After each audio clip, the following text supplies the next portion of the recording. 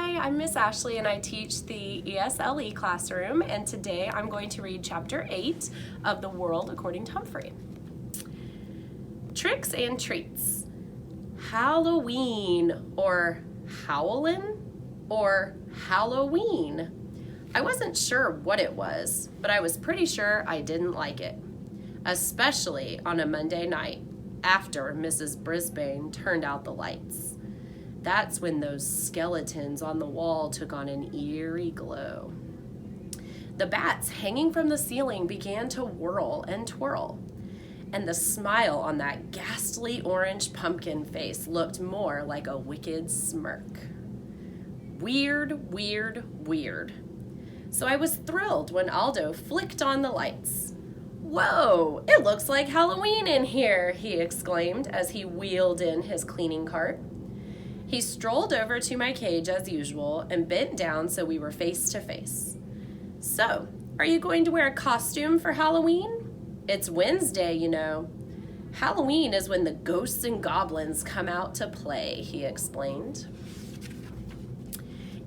"Eek!" I squeaked.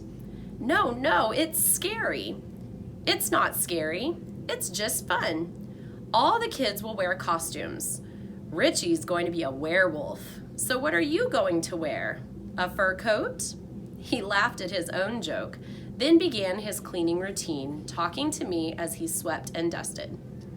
I started thinking about this costume thing. Miss Mac had a costume party once while I was staying with her.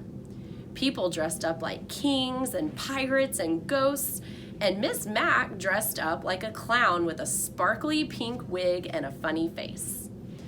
Nobody wore a fur coat. I thought about this costume thing all night and the next day. When Garth threw a piece of wadded up paper in my cage, I wondered about the costumes. When AJ tripped on his way up to the chalkboard and Gail didn't giggle, I wondered about the costumes. Even when Mrs. Brisbane called on Saya and she answered her, I wondered about the costumes. And I came up with a plan of my own. On Wednesday, Halloween arrived, but there were no costumes. I was extremely disappointed until Heidi blurted out, "Miss Brisbane, when are we going to have the party?" "Raise your hand, Heidi," the teacher told her. Heidi obediently raised her hand, and Mrs. Brisbane called on her. This time, when Heidi asked her question, Mrs. Brisbane said, "We will have our lessons this morning after lunch. You may put on your costumes and we'll start the party." I felt happy, and I got in a nice nap for the rest of the morning. But I was wide awake after lunch. My classmates returned from the cafeteria, then scurried off to the cloakroom and the bathrooms and returned. But I hardly recognized them in their costumes. Oh, they were wonderful. A dragon, 2 pirates, a princess, and a ninja. 2 clowns, a ballerina, a bunny, a cat, thank goodness not a real one, a baseball player, a mad scientist, a skeleton, the Statue of Liberty, an angel, and a devil. The room mothers came to help with the party. They were both dressed as witches. Still, Mrs. Brisbane was the scariest of them all. She didn't wear a costume, just a button that had the words, "This is my costume," printed on it. She gathered everyone in a circle, pushing all the tables back. Then she announced that the class would be having some treats. But in order to get them, they each had to do a trick, tell a joke, sing a song, or perform a trick for the rest of the class. Oh, I wish someone had told me. I had figured out the costume part, but what about this tricking for treats? Art, the ninja, stood on his head. He stood on his head so long, Mrs. Brisbane finally had to thank him and tell him it was someone else's turn. Gail, the ballerina, twirled around the room on her toes. Garth, baseball player, told a joke about a witch. Miranda, the bunny, sang a funny song about your ears hanging low. It was all very entertaining, except for the fact that I was thinking about something else. But Mrs. Brisbane got my full attention when she called on Saya. Saya was dressed as the Statue of Liberty. She wore a flowing dress and had a crown on her head and a big cardboard torch in one hand. She stared down at the floor as she took her place in the center of the circle. "What trick will you do for us, Saya?" the teacher asked. Saya stared at the floor. "Sing your song, Saya, sing!" I squeaked out as loudly as I could. "You can do it, Saya, sing!" Yes, I know, all she could hear was squeak, squeak, squeak, but I did my best. "I think Humphrey wants to hear from you," said Mrs. Brisbane in a surprisingly friendly voice. Suddenly, without warning, Saya began to sing the Star-Spangled Banner in her clear, sweet voice. Everyone stood up right away, like you're supposed to when they sing the national anthem. Mrs. Brisbane put her hand over her heart, and the other kids did too. Well, pay attention Art didn't until his mom came over and whispered in his ear. I stood up too, as proud as a hamster could possibly be. When it was over, no one clapped or said a word. It seemed as if those sweet notes were still drifting around the room. "That was lovely, Saya. Thank you for sharing your beautiful voice with us," Mrs. Brisbane said. I wish she'd speak that way to me someday. Nice, encouraging, friendly. Anyway, the tricks continued, and after AJ told a few riddles, Mrs. Brisbane looked around the circle and said, "Did I miss anyone?" This was the moment I'd been waiting for. No one had noticed, but the night before, I had sneaked one of Aldo's white dusting cloths into my sleeping hut. I had to act quickly.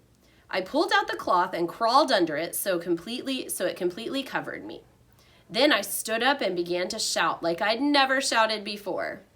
"Trick or squeak!" I cried. "Trick or squeak!" Miranda noticed first. "Look," she yelled, "it's Humphrey!" I wish I could have seen the faces of my classmates, but it was dark, dark, dark under the cloth. I could hear them, though. First there were gasps, then giggles, then shouts of "Look!" and "Humphrey's a ghost!" I continued to squeak my heart out until I heard Mrs. Brisbane's firm footsteps coming toward my cage. "Who did this?" she asked. "Who put that on Humphrey?" No one answered, of course. Not even me. "He could suffocate under that," she said. "But he looks so cute," Heidi called out. Mrs. Brisbane didn't answer. She just said, "Will someone please uncover him?" Golden Miranda opened the cage door and whisked the cloth away. "Humphrey, you are a riot," she said. "Only a riot? Let's be honest here. I was a smash hit." Then the room mother served up cupcakes with orange icing and cups of apple juice, and my classmates played games. Just before the bell rang, Mrs. Brisbane clapped her hands and made an announcement. "Mrs. Hopper and Mrs. Patel and I have consulted with one another. We have decided to give the prize for Best Trick to Saya Nazari." Everyone clapped and cheered as Mrs. Brisbane handed Saya a blue ribbon. Saya looked over at me and smiled a beautiful smile. Mrs. Brisbane continued, "And we have decided to award the prize for Best Costume to Humphrey." She walked over to my cage and taped a big blue ribbon to it while my classmates cheered for me. "Thank you," I squeaked, but I'm not sure anyone could hear me over all the noise. "Thank you all." The bell rang and the room was soon empty, except for Mrs. Brisbane. As she gathered up her papers to take home, Mr. Morales came in. He was dressed in a cap and gown like people wear when they are graduating. "Happy Halloween, Sue! Did you have a good party?" he asked. "Very," she answered. "Somehow your friend over there got a hold of a ghost costume and won the prize." "See, I told you he'd add a lot to your classroom," he said with a smile. "He has livened things up," said Mrs. Brisbane. "Joy, joy, joy. I believe she was starting to like me." "Just so he doesn't liven things up too much," she added. Poof! My hopes of winning over Mrs. Brisbane's heart crashed to the ground. Mr. Morales said his kids kept asking about me, and then he quickly left. Mrs. Brisbane headed out the door after him. There I was, all alone in room 26 with a bunch of half-torn bats and tattered skeletons hanging around me. As I waited for Aldo to arrive, I sat in the darkening room and pondered my job as a classroom pet. Had I really accomplished anything? Mr. Morales' children seemed to settle when I was there. Saya's mother began to learn English, and Saya would probably never have sung in front of the class without my encouragement. Still, Mrs. Brisbane was not won over. Neither was Garth Tugwell, although it seemed as if he liked me well enough in the beginning. Now he always muttered things at me as he passed by my cage. I noticed that he was the only one in class who didn't cheer when I won the award for best costume. I was still worrying about Garth when the lights temporarily blinded me as Aldo sailed into the classroom, yelling, "Trick or treat!" He was wearing his usual work shirt, dark pants, and heavy shoes. But on his face, he wore huge glasses with a bulbous nose attached. The center of the glasses had giant eyeballs painted on with circles of red veins. His floppy mustache drooped out from under the nose. "Great costume," I squeaked. "Hey, what's this?" Aldo rushed forward to examine my blue ribbon. "Best costume? For a fur coat? I'll have to ask Richie about that," he said. Aldo reached into his lunchbox and pulled out a juicy slice of apple. "I've got a special Halloween treat for you, Humphrey, 'cause I'm very, very happy tonight," he said. I grabbed the apple and began nibbling as Aldo pulled his chair up close to my cage. "You see, I went to the Moonlighters Club.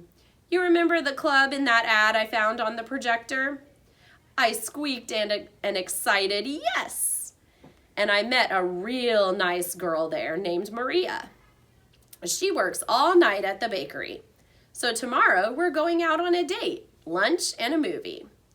Aldo leaned back in his chair. "She's a real nice girl. Pretty, nice.